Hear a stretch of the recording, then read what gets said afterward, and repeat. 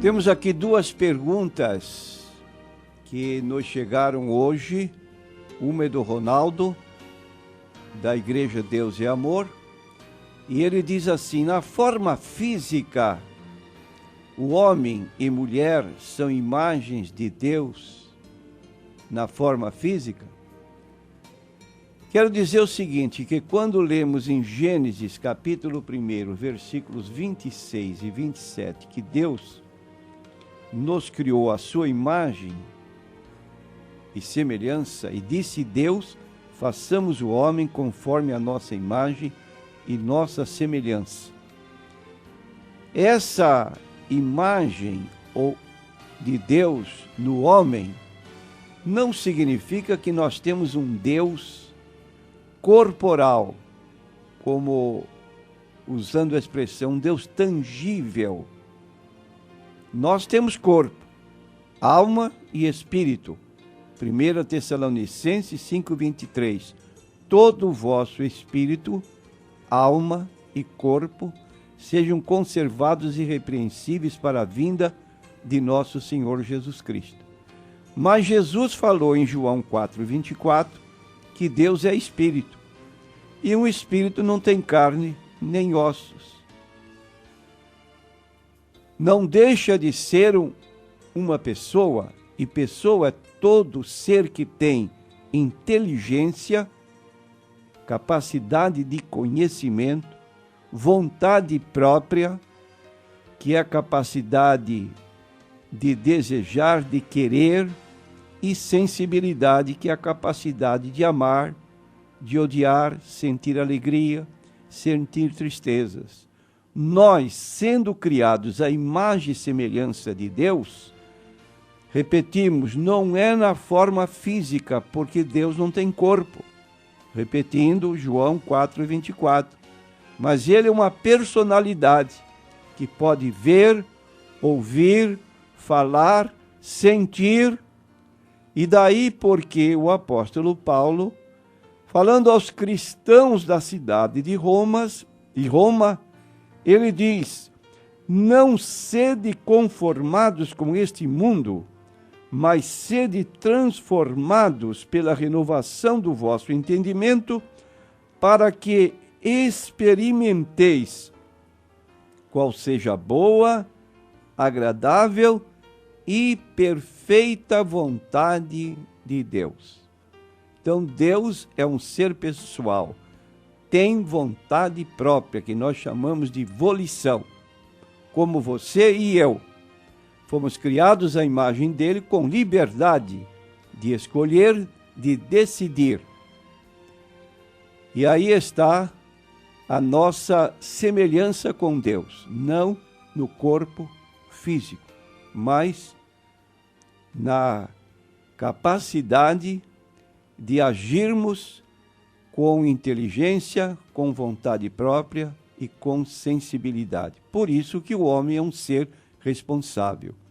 Algumas pessoas perguntam por que Deus não nos criou de modo que não pudéssemos pecar contra ele. Ele não sabia que o homem iria pecar, por que criou o homem? Ora, meu prezado ouvinte, quem diz assim ignora a importância e a dignidade do ser humano. Você não é um animal irracional. Você foi criado à imagem de Deus. Você tem privilégios, mas também tem responsabilidade. Foi isso que aconteceu com Adão. Tinha privilégio, criado à imagem de Deus, podia escolher.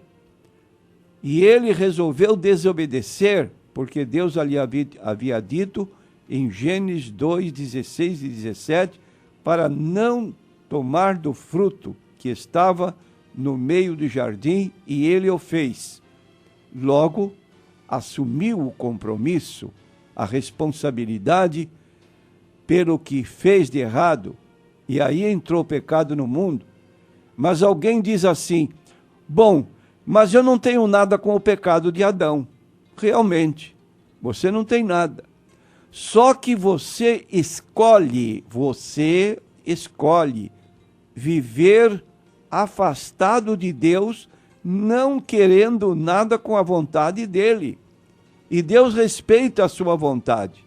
Você quer viver longe? Pode viver. Só que se você escolhe viver longe de Deus aqui, nesta vida transitória, saiba que a sua preferência vai ser respeitada na vida além túmulo. Deus vai lhe dar um lugar bem distante dele, porque você preferiu, quis esta escolha, e ele vai lhe dar segundo você escolheu. Vai lhe permitir que viva longe dele. E vivendo longe dele,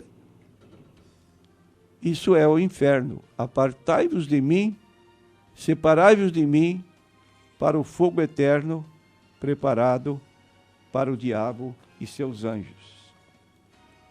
Temos aqui uma segunda pergunta que não tem o nome da pessoa, NQI. Diz assim: tem base bíblica os 3 níveis de adoração conhecidos como latria, dulia e hiperdulia, ensinados pelos católicos? Eu quero dizer que não.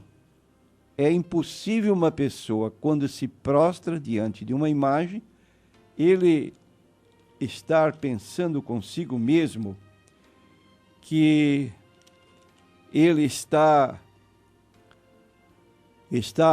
apenas praticando um ato de dulia. E quero dizer que a palavra latria significa adoração. Dulia significa apenas veneração. E hiperdulia, hiper quer dizer mais, significa que é um tipo que se aproxima mais da adoração e é mais do que dulia. Então, de acordo com este ensino, nessa distinção de adoração, de culto, nós entendemos pela Bíblia Sagrada que não é ou não tem base bíblica.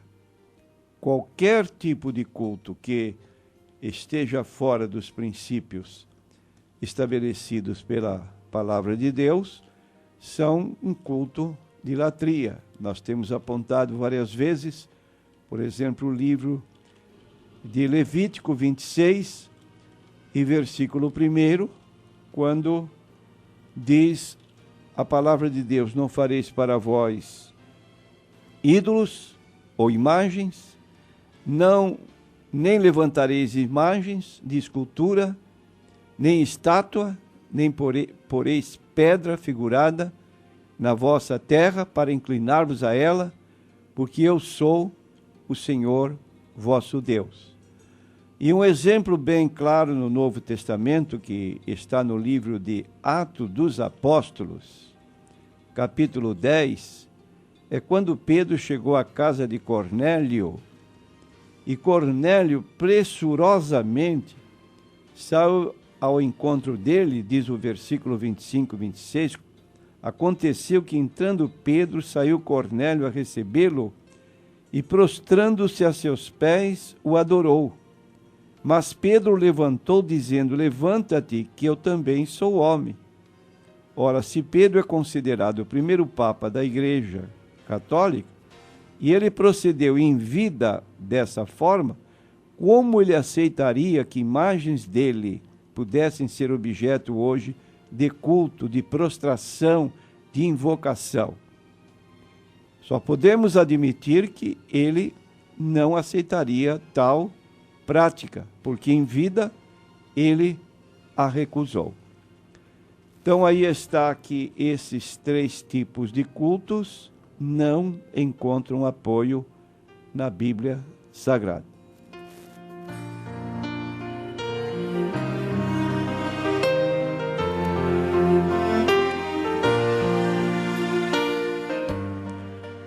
Outra pergunta que está no livro de Gênesis 26, versículo 5. porquanto Abraão obedeceu a minha voz e guardou o meu mandado, os meus preceitos, os meus estatutos e as minhas leis. Então a pergunta que se levanta é: Abraão guardou o sábado? Considerando que o texto diz que ele guardou os meus preceitos, estaria aí incluindo a guarda do sábado?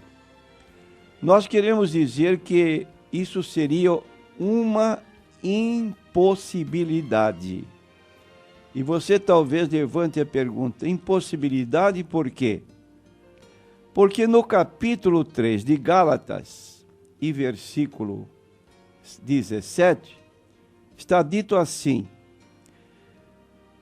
mas que digo que, tendo sido a aliança anteriormente confirmada por Deus em Cristo, a lei que veio 430 anos depois não a invalida de forma a abolir a promessa. Então, no versículo 9,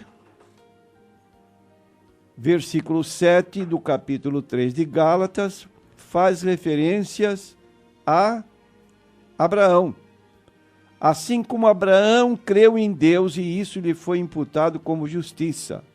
Sabei, pois, que os que são da fé são filhos de Abraão. De sorte que os que são da fé são benditos com o crente Abraão. Ora, e no versículo 17, então faz a sua conclusão, falando de Abraão, que a lei foi dada 430 anos depois dele. Se foi dada 430 anos depois dele, como poderia ele tê-la guardado? No caso, o sábado. Não poderia, porque a lei não lhe foi dada. Então você levanta outra pergunta. Então, quais são estes preceitos, estes mandados, estatutos e leis que Deus lhe deu, que ele obedeceu? Quero dizer que são várias coisas registradas na Bíblia Sagrada que Abraão obedeceu. Primeira, está no livro de Gênesis 12, versículo 1. Quando Deus ordenou que ele saísse de sua terra e fosse para uma terra que Deus havia de mostrar. Ele obedeceu prontamente esta ordem de Deus e saiu. Que mais que ele obedeceu? Deus ordenou que ele andasse na sua presença e fosse perfeito. Gênesis 17, versículos 1 e 2. Sendo, pois, Abraão da idade de 99 anos, o Senhor Deus a Abraão disse: eu sou o Senhor Deus Todo-Poderoso, anda em minha presença e sê perfeito. E porei a minha aliança entre mim e te multiplicarei grandissimamente. Que mais que Deus lhe mandou fazer que ele obedeceu? Que guardasse o concerto da circuncisão. Neste mesmo capítulo 17 de Gênesis, versículo 9, disse mais Deus a Abraão: tu, porém, guardarás a minha aliança, tu e a tua descendência depois de ti nas suas gerações.